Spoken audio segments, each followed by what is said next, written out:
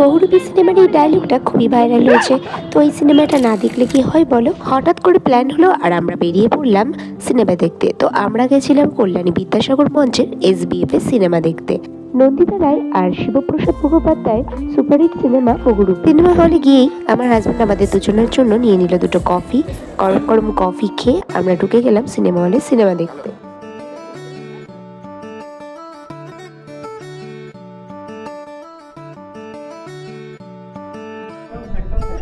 এই যে এই তিনটে বলো, এই তিনটে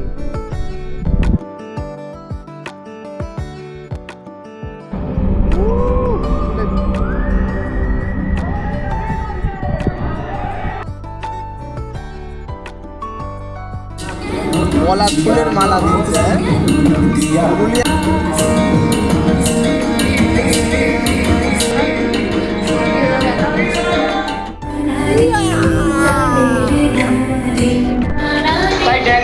জামাই এসেছে বাবা।